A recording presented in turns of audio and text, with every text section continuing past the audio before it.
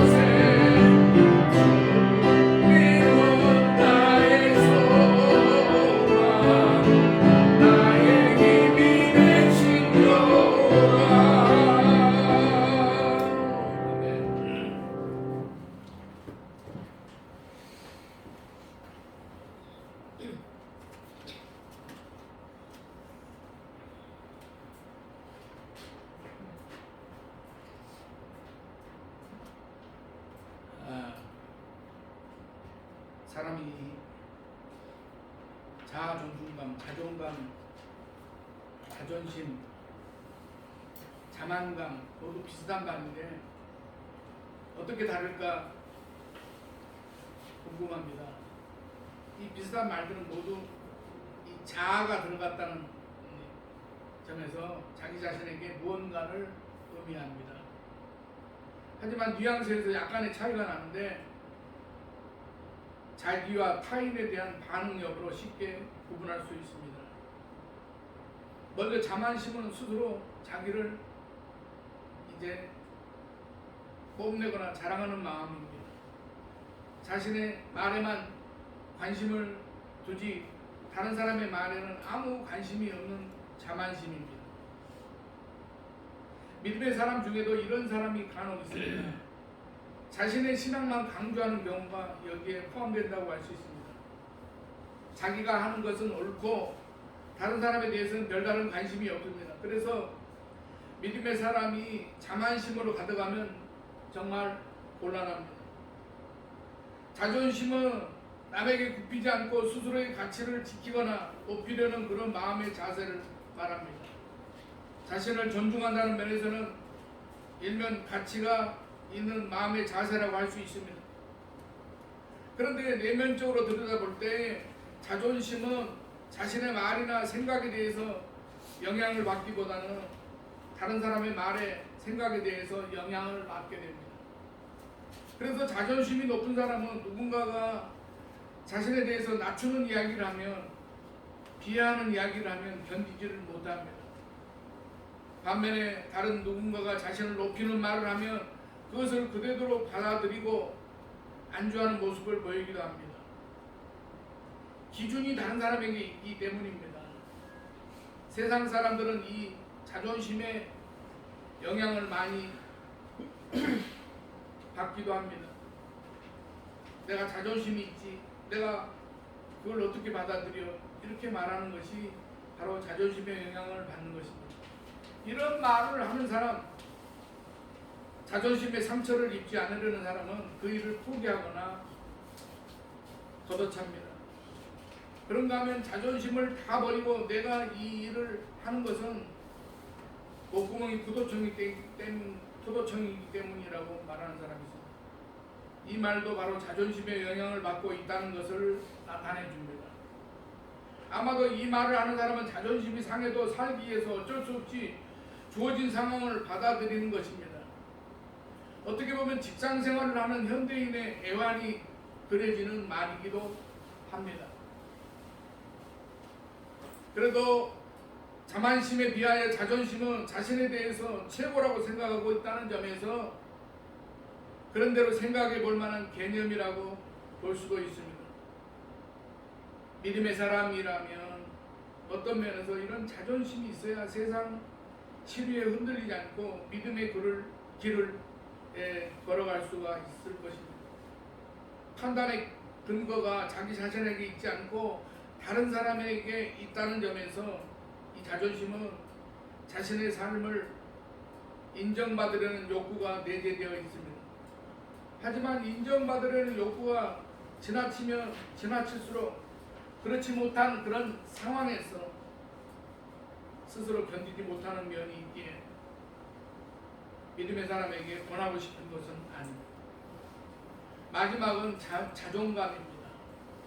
자존감은 자아 존중감의 줄임말입니다. 자아 존중감은 자기 자신이 가치 있는 존재, 곧 소중한 존재라고 보는 믿음입니다. 중요한 것은 자존감은 자존심과 달리 다른 사람의 말에 의해 존중받는 것이 아니라 자신에 대해서 스스로 자기의 가치를 인정하는 것입니다. 이런 자아 존중감이 높은 사람은 자신이나 다른 사람에 대해서 모두 존중하는 모습을 보입니다. 즉 자신이나 다른 사람의 생각을 모두 존중할 줄 압니다. 이런 사람은 어떤 상황을 만나든지 자신의 처지에 대해서 디그레지지 않습니다. 그런 상황에서도 자신의 가치를 인정하기 때문입니다. 그래서 남들이 뭐라고 말하든지 그 말에 일희일비하지 않고 자신이 가는 길에 확고한 신념을 가지고 묵묵하게 걸어가게 됩니다. 비슷비슷한 이런 말들의 의미를 먼저 살펴보는 이유는 어떤 믿음의 사람이 되어야 하느냐를 말하기 위해서 제가 살펴보았습니다. 믿음의 사람이 자만심이 많으면 곤란합니다. 믿지 않는 사람들에게 자칫 기독교가 독선만 강한 걸로 보일 것이기 때문입니다. 안타깝게도 지금까지 우리나라 이 교회 이런 모습을 자주 보인 면이 없잖아 있습니다. 믿음의 사람이 자존심이 강한 것도 문제가 있습니다. 나의 믿음에 대한 판단 근거가 나 자신에게 있지 않고 나를 인정하는 다른 사람에게 두기 때문입니다. 이런 마음이 큰 교회는 교회가 커서 영향력을 보이는데 집중합니다. 그래서 사회에 무언가를 하고 있다는 것을 인정받으면 그게 교회다운 것이라고 착각을 하는 것입니다. 이런 마음이 크면 작은 교회는 아무런 가치도 없는 거로 평가하고 무시하게 됩니다. 교회가 세상을 향하여 자존심을 가질 필요는 없습니다. 이제 하나 남은 것이 있습니다. 바로 자아 존중감. 높은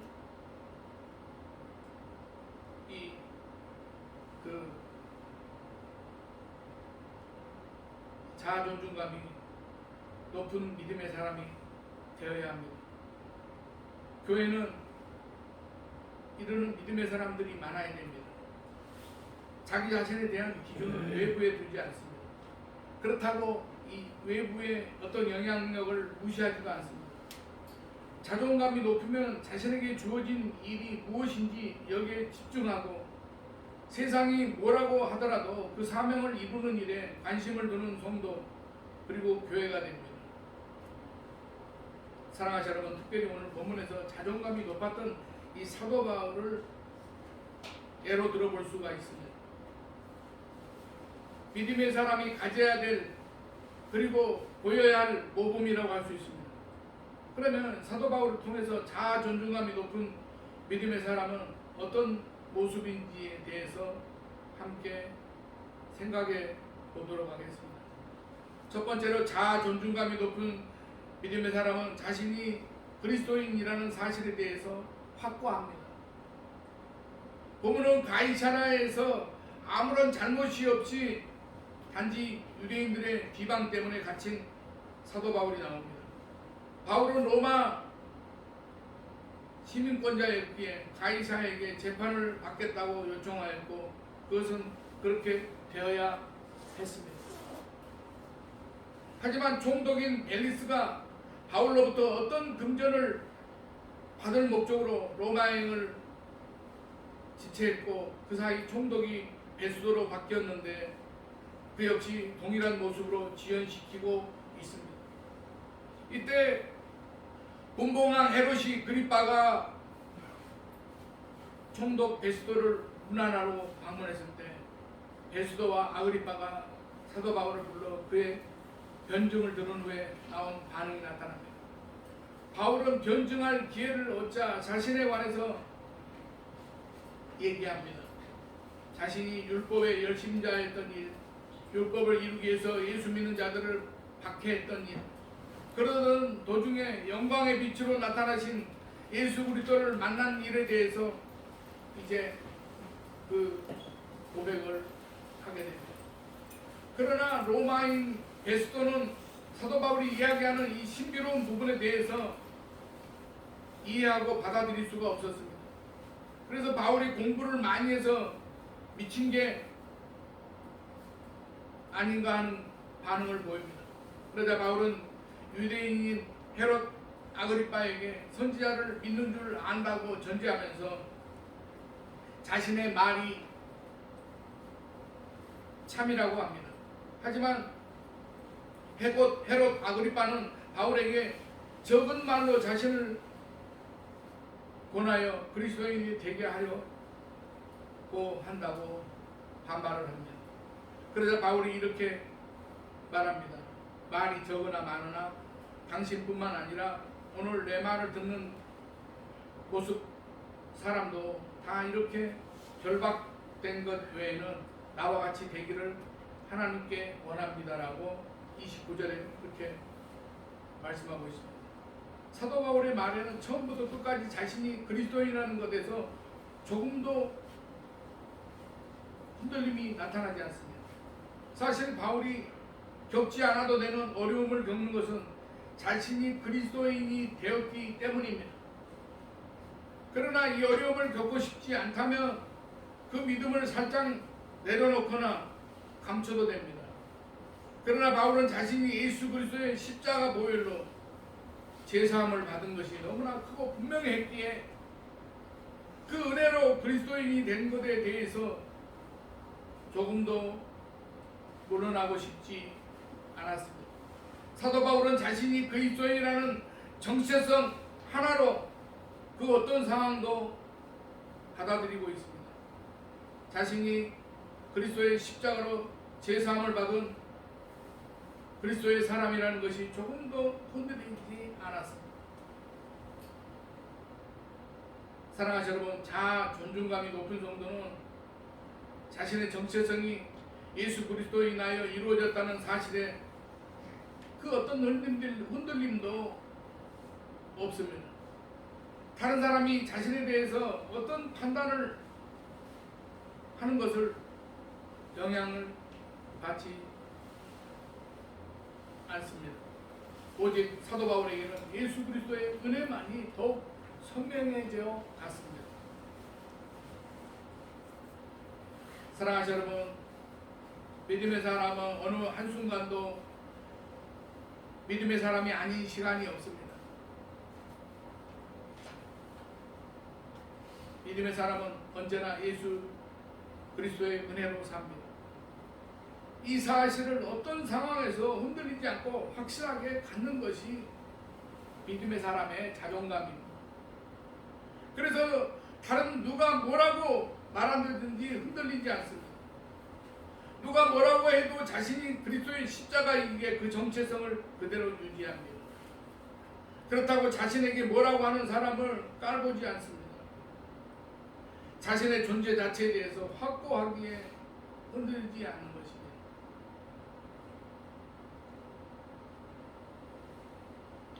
우리들이 어디에서 무엇을 하든지 우리들 자신을 그리스도인으로 우리가 이제 나타낼 수 있습니다. 우리들이 어떤 상황에 놓이더라도 우리들을 믿음의 사람이라고 그렇게 정체성이 확고합니다. 우리들의 내면에서부터 나는 그리스도인이라는 확고한 신념이 사그라지지 않고 그 믿음으로 세상을 살아간다면 우리들은 자아 존중감이 높은 성도가 되는 것입니다. 이런 사람은 세상을 두려워하지 않습니다. 세상을 피하지도 않습니다.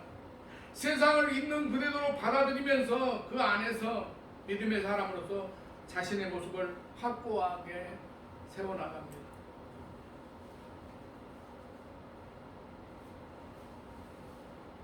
내가 아는 우리 후배, 옛날 필동 그 후배 동생, 친구 동생이 지금 목사님인데요. 옛날 어렸을 때 한 10대, 20대 때 거기서 퇴계로 해서 거기서 좀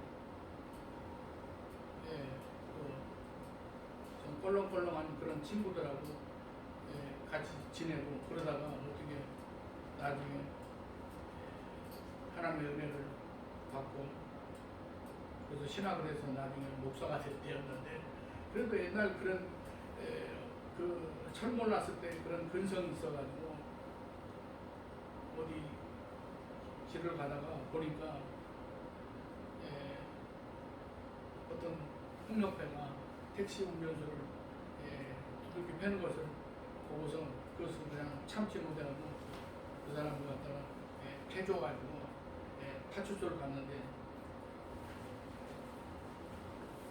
직업이 그 경찰관이 직업이 뭐냐 그러니까 말해야 될 거 아닙니까? 그러다가 그렇죠. 굳이 그렇게 꼭 무슨 밝힐 필요는 없는데 피고인이 된 것도 아니기 때문에 그런데 그 교회 목사라고 얘기했다가 아주 그 상대방으로부터 아주 굉장히 곤욕을 치렀던 어떤 그런 젊은 시절에 어떤 그런 목사가 그런 얘기를 하는 걸 들어봤습니다. 사랑하시는 여러분, 우리가 세상을 우리가 살아가면서 세상 가운데서 내가 그리스도인이라고 하는 그런 그 자기 정체성이 확고한 믿음의 사람으로서 우리가 자신의 모습을 확고하게 지켜나가는 저 여러분이 되실 수 있기를 바랍니다. 두 번째로 자존감이 높은 성도는 자신의 환경 안에서 그리스도인으로서 최선을 다하며 살아갑니다. 우리는 그리스도인으로서 최선을 다한다는 이 말부터 정리해야 됩니다. 왜냐하면 세상에서 우리를 일삼는 사람 중에 어떤 사람은 자기는 하나님의 축복을 많이 받아서 이렇게 되었다 라고 하기 때문입니다. 본이 되지 않는 삶을 살면서도 주어진 결과만 놓고 하나님의 사랑과 축복을 운운합니다. 되게 이런 사람들은 자신처럼 어떤 무언가를 얻지 못한 사람들을 보면 하나님의 축복을 받지 못해서 그런 거라고 합니다. 물론 이런 사람들은 무언가 열심히 합니다. 그들 나름의 최선을 다합니다. 다만 문제는 그들이 하는 열심은 때로 다른 사람을 아프게 해서 다른 사람에게 상처를 주어서 문제가 됩니다. 그런데 자신은 하나님의 축복을 받아서 그 은혜로 최선을 다한다고 말합니다. 사랑하시는 여러분, 과연 이것이 자존감이 높은 성도의 모습이겠습니까? 그래서 그리스도인으로서 최선을 다한다는 이 명제부터 정리를 잘 해야 됩니다. 그리스도인으로서 최선을 다하는 것은 불법과 불의에 타협하지 않으면서 자신이 할 수 있는 일을 힘을 다해서 하는 것입니다. 오늘 본문을 보면 베스도와 아그리빠가 서로 뭐라고 합니까? 31절에 이 사람은 사형이나 결박을 당할 만한 행위가 없다. 32절에 이 사람이 만일 가이사에게 상소하지 아니하였더라면 석방될 수 있을 뻔하였다라고 합니다. 이렇게 베스도와 아그리빠는 사도 바울에게서 그 어떤 불법이나 불의도 발견하지 못했습니다. 그러니 바울을 비난할 수가 없습니다. 그런데 사도 바울은 기회가 주어질 때면 예수님을 전하는 말을 합니다. 어차피 잘 주어지지도 않을 텐데 대충 하지, 그런 모습이 없었습니다. 언제나 그는 한결같았습니다. 그러자 결코 거짓되거나 불법적인 것과는 거리가 멀었습니다. 사도 바울은 자신이 할 수 있는 최선을 다했습니다. 그리고 그렇게 최선을 다했는데도 불구하고 그에게 나타난 열매는 오히려 쓰기만 했습니다. 그럼에도 그는 전혀 흔들리지 않았습니다. 왜냐하면 자신의 존재에 대한 판단은 자신이 이룬 업적이 아니라 자신이 어떤 자세로 그 일에 최선을 다했는지에 달리는 것을 알았기 때문입니다. 사랑하시는 여러분, 그것이 바로 성도가 가져야 될 하나의 자존감입니다. 사랑하시는 여러분, 우리들이 가진 기회나 상황에서 최선을 다하실 수 있길 바랍니다. 대충 하면서 하나님께 들어주시고 이루어 주실 것이라고 착각하지 말아야 됩니다. 그건 요행을 바라는 것이고 믿음의 사람다운 모습이 아닙니다. 자존감이 높은 믿음의 사람은 자신이 그리스도인이라는 사실 앞에서 어떤 기회나 어떤 상황이 주어지더라도 믿음의 사람답게 최선을 다하는 것입니다.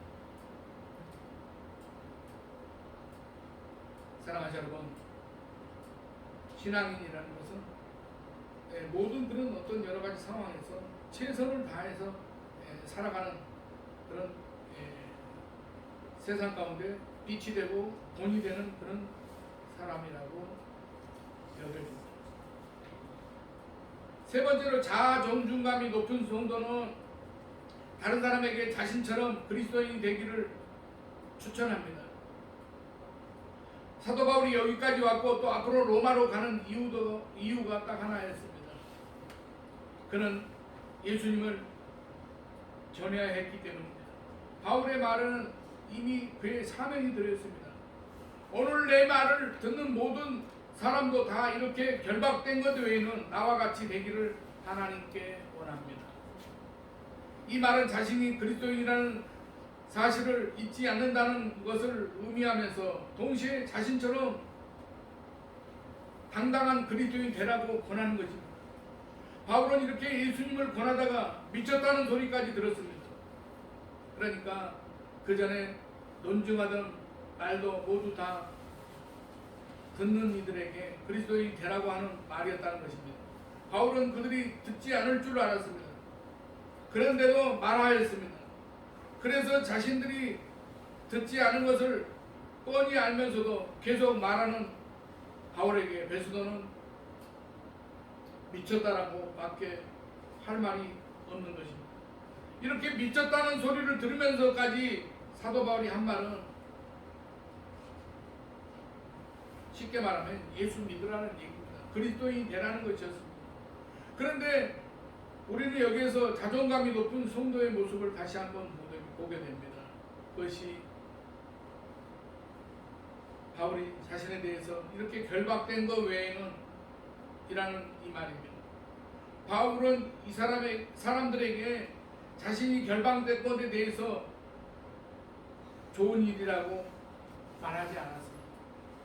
사람이라면 누구나 피해갈 부분이라는 것을 잘 압니다. 그래서 이런 모습을 빼고 전부 다 그리스도인이 되기를 바란다라고 말하였습니다. 또한 바울은 베스도나 아그리빠가 높은 신분에 있다는 사실도 잊지 않았습니다.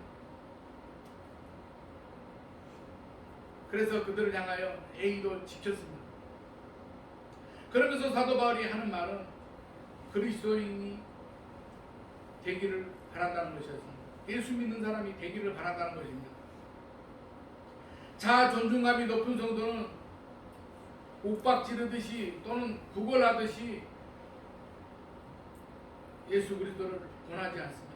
상대방을 존중하면서도 확고하게 그가 받아들이지 않더라도 예수 그리스도를 드러냅니다. 이것은 자신의 존재에 대해서 분명하고 확고한 가치관을 갖고 있기 때문에 이럴 수가 있는 것입니다. 이제 말씀을 맺겠습니다. 사랑하시는 여러분, 높은 자존감을 가진 믿음의 사람은 절대로 세상을 깔보지 않습니다. 세상에 있는 사람들을 인정할 줄 압니다. 그러면서도 자신이 가진 예수 그리스도에 대해서 부끄러워하지 않습니다. 정중하게 그러나 확고하게 듣든지 듣지 않든지 기회가 될 때마다 그들에게 자신과 같이 예수 믿는 사람들이 되기를 원합니다. 자존심으로 나가는 믿음의 사람이 되지 않기를 바랍니다. 다른 사람이 나를 어떻게 보는가에 집착하기에는 하나님이 우리에게 주신 인생이 너무나 짧습니다.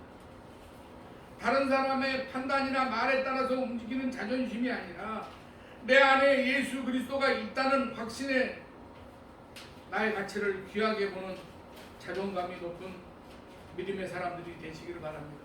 그래서 세상에서 우리가 어떤 대접을 받더라도 흔들리지 않는 확신을 가지고 매몰찬 세상에서 오히려 부드러운 모습으로 우리들의 모습을 통해서 예수 그리스도를 드러내고 전하는 그런 거룩한 성도들이 되시기를 주님의 이름으로 간절히 축원합니다. 기도하겠습니다. 하나님 아버지, 우리가 세상 가운데 살면서 저희들이 참으로 세상의 모든 그런 어둠의 권세, 사단 마귀의 권세로부터 우리가 이제 영향을 받지 아니하고 오직 우리를 위해서 십자가를 지시고 우리를 대속하신 예수 그리스도의 구원의 그 십자가에 우리가 이제 세상 가운데서 그리스도인으로서 선한 영향력을 끼치며 세상 가운데서 우리가 흔들리지 않는 그런 그리스도인으로서 정체성을 가지고 세상 가운데서 참으로 선한 영향력을 끼칠 수 있는 예수님을 드러내고 전하는 그러한 성도들이 되실 수 있기를 원합니다.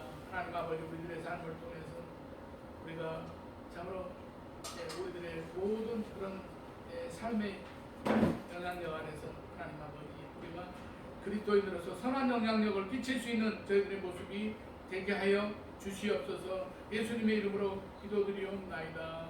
아멘. 458장 찬송합니다.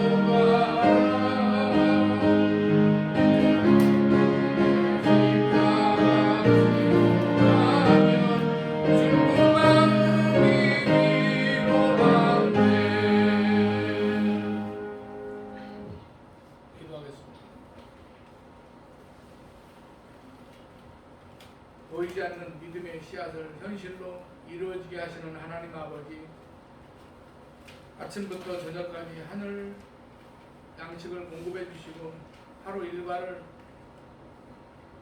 기쁨 속에 지내게 하신 은혜를 감사를 드립니다. 주님의 은혜를 받아서 무덤덤한 인생이 신명나는 인생으로 변화된 은혜를 감사드리며 애물을 드립니다. 이 애물이 고난을 만나서 탄식하는 사람들에게 이루하시는 주님을 전파하는 도구로 쓰임받게 하여 주시옵소서. 하나님 아버지, 이 여러 모양으로 하나님 앞에 영원한 손길들을 기억해 주시고 삶의 순간마다 감사의 조건이 넘쳐나게 하여 주시옵소서. 주일헌금을 드립니다. 주님의 끊임없는 보살핌 속에 안정된 생활과 헌신된 사명을 감당하게 하여 주시옵소서. 주님이 주신 물질로 불행한 이웃이 손을 내밀 때 인색하지 않게 도와줄 수 있는 넉넉한 마음을 주옵소서. 드림으로 손해보는 것이 아니라 드리고도 풍성해지는 비결을 체험하고 기쁨으로 드리는 아름다운 영혼들이 되게 하여 주옵소서. 주께서 맡기신 이제 우리가 사명을 잘 감당할 수 있도록 하나님 아버지 저희들에게 힘주시고 능력 주시옵소서. 하나님 아버지, 저들의 수고가 희생이 아닌 기쁨과 보람이 되게 하여 주시옵소서. 오늘도 주님께 소망을 두며 마음과 정성을 모아 애물을 드린 10년 가운데 약속된 축복의 말씀이 이루어지게 하여 주시옵소서. 하나님 아버지, 오늘도 이제 우리가 가지고 나온 그러한 모든 기도의 제목들이 이 시간 응답받고 돌아갈 수 있는 예배의 자리가 되게 하시며, 하나님 아버지, 육체적으로 연약한 그런 성도들에게 하나님께서 힘주시고 능력 주시며, 하나님 아버지, 모든 여러가지 인생의 문제 앞에 기도하는 성도들에게 하나님께서 그 문제를 문제가 되지 않게 하시고 모든 것들을 해결해 주시는 놀라운 그런 하나님의 손길을 체험하게 하여 주시옵소서. 모든 것 감사드리오며 예수님의 이름으로 축복하며 기도드리옵나이다. 아멘. 오늘 차가 밀려서 물론 그렇겠지만 너무